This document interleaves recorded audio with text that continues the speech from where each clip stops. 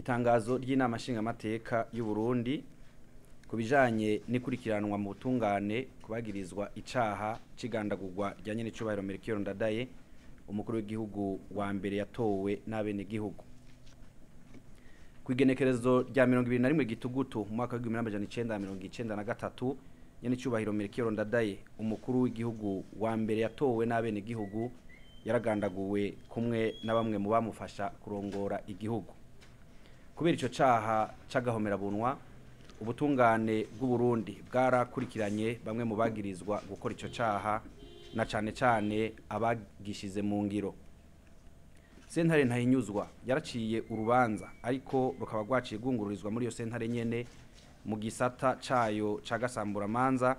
Ico gisata nyene kikaba kitaraca urwo rubanza rwungurujwe hisunzwe ko hari abandi bantu bamenyekanye ko bagize uruhara muri ico caha. Parake nkuru ya Republika y'u Burundi yaruguruye amatohoza kuri abo bikekwa ko icaha, bamwe muri bo barafashwe barafungwa vy'agateganyo. Ataguca hirya no hino, inama nshingamateka irateye ivyatsi amajambo yashikirijwe n'umukuru w'umugwi umwe bwa Afrika Faki Mahama Musa, we abona ko muri ico gikorwa ca misi yose kandi gisanzwe c'ubutungane bw'u Burundi hashobora kwaduka ivyoza bitosekaza ubumwe bw'abarundi hamwe n'ibikorwa by'umugwi w'igihugu ujejwe ukuri no kunywanisha abarundi CVR. Arongera kandi akavuga ko izo ngingo zo kubandanya urubanza rwagira abakoze icaha co kugandagura nyene cubahiro Melchior Ndadaye zafashwe n'ubutungane bw'u Burundi ari gikorwa ca CVR, ariko ivyo byose ntabwo ari vyo. Uburundi ntiburi mu ntambara, kanatsinda nta n'ikintu na kimwe coza kibuza inzego z'igihugu muri kino gihe gukora ico zitegerezwa. Kubw'inama nshingamateka y'u Burundi, ubutungane bw'u Burundi buriko bubandanya igikorwa bwari bwaratanguye.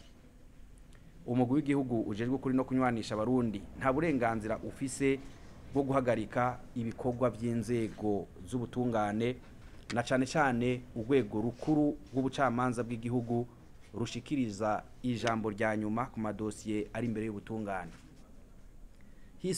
Hisunzwe ibishikirijwe, inama nshingamateka aribwo rwego ruserukira abene gihugu rushikirije ibi bikurikira. Ubwa mbere, inama nshingamateka iriyamirije ibishikirizwa ko ingingo z'ubutungane zafashwe na Parake nkuru ya Republika zishimikiye ku mvo za politike canke ugushaka gusamaza abene gihugu.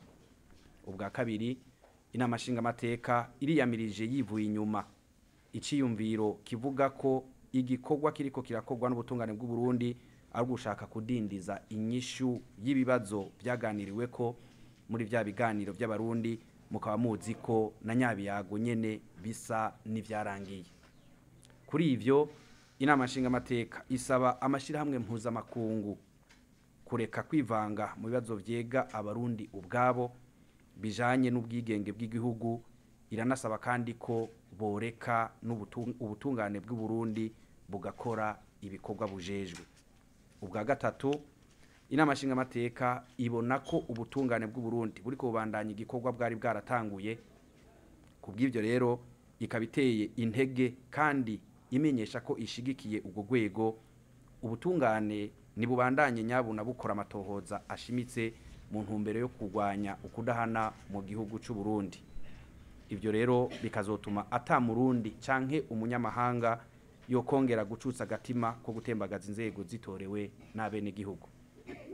Ubwa kane aribwo bwa nyuma, inama nshingamateka iheraheje isaba abene gihugu n'abanyamahanga baba mu gihugu c'u Burundi kudatega amatwi ivyiyumviro vya politike bifise intumbero zitabereye. Isavye abene gihugu kuguma bafatanye mu nda bijukire iterambere mu kurindira ibizoshigwa ahabona kubagize uruhara mwigandagurwa rya nyene cubahiro Melchior Ndadaye. Bigiriwe i Bujumbura kwa gatanu Kigarama mwaka wa 2018. Umukuru w'inama nshingamateka nyakubahwa umushingamateka Pascal Nyabenda.